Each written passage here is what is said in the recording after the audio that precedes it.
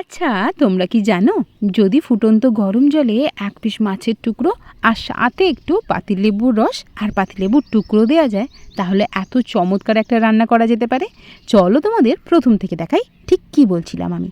এখানে আমি নিয়ে নিয়েছি রুই মাছের পেটি পিস, কারণ এই রান্নাটায় পেটি পিস নিলেই কিন্তু সব থেকে বেশি সুবিধা। এবার একটা পাত্রের মধ্যে বেশ কিছুটা জল গরম করতে বসিয়ে দিলাম। জলটা যতক্ষণে গরম হচ্ছে তার মধ্যে দিয়ে দিলাম 1 চিমটে মতো হলুদ আর সামান্য একটু নুন। এবার যে মাছটা কেটে ধুয়ে রেখেছিলাম সেটাও এর মধ্যে দিয়ে দিলাম। একটা পাতিলেবু সামান্য একটু চিপে রসটাও দিয়ে দিলাম জলের মধ্যে, আর পাতিলেবুর টুকরোটাও কিন্তু জলের মধ্যে দিয়ে চাপা দিয়ে মাছটা সিদ্ধ হওয়া পর্যন্ত অপেক্ষা করব।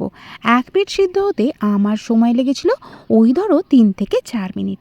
এবার উল্টিয়ে দিয়ে আরও একদিক 3 থেকে 4 মিনিট একটুখানি সিদ্ধ করে নেব, যাতে দুটো দিকে সিদ্ধ হয়ে যায়, কোনো দিকে যেন কাঁচা ভাব না থাকে। এবার এটা সিদ্ধ হয়ে গেলে গ্যাস থেকে তুলে নেব। এবার ঢাকাটা খুলে নিলাম, জল থেকে তুলে নিলাম।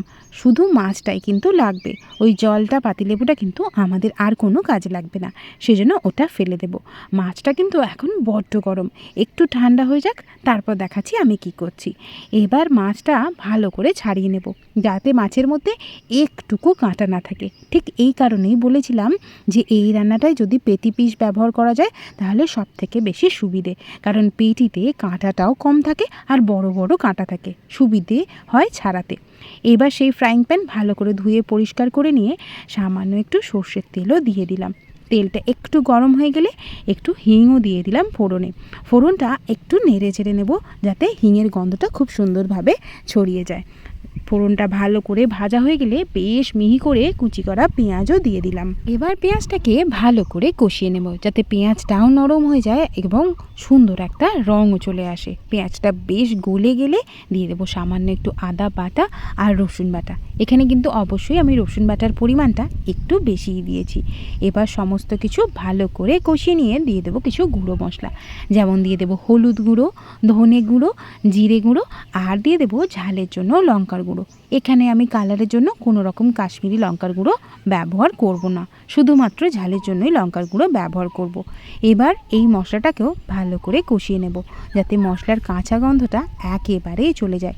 এবার যে মাছটা ছাড়িয়ে রেখেছিলাম সেটাও এর মধ্যে দিয়ে দেব। এবার আর কিছুই না, মাছটা যেটা রেখেছিলাম কাঁটা ছাড়িয়ে সেটা দিয়ে সমস্ত মশলার সাথে ভালোভাবে কষিয়ে নিতে হবে, যাতে মাছের মধ্যে মশলাটা ভালোভাবে মিশে যায়। সমস্ত কিছুকে ভালো করে কষানো হয়ে গেলে দিয়ে দেবো এখানে স্বাদ মতো নুন, আর দিয়ে দেবো সামান্য একটুখানি লঙ্কার কুচি। লঙ্কার কুচিটা খাবার সময় মুখে পড়লে বেশ ভালো খেতে লাগবে।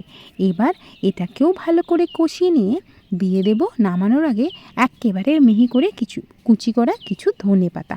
এটাকেও নেড়ে চেড়ে নেব, যাতে মাছের সাথে ভালোভাবে মিশে যায়। দিয়ে দেব সামান্য একটু চিনি। যে কোনো ঝাল জাতীয় রান্নায় সামান্য একটু চিনি দিলে বেশ সুন্দর স্বাদ আসে।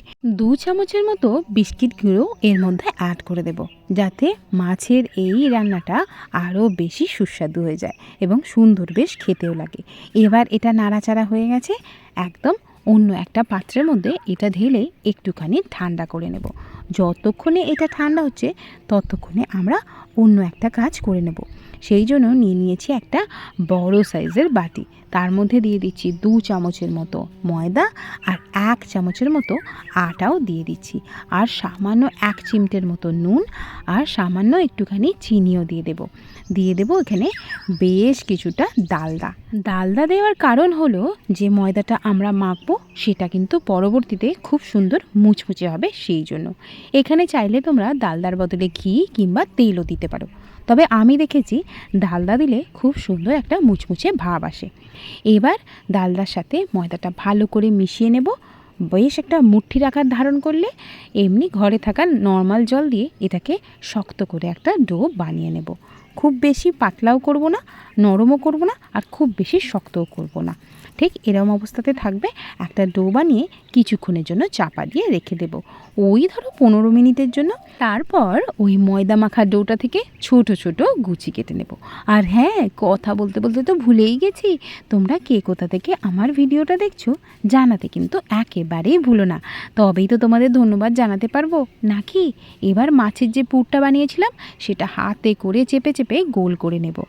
আর যে গুচিটা বানিয়েছিলাম সেটা থেকে বাটিও বানিয়েছিলাম, ব্যাস ওটাতে পুর দিয়ে দেব।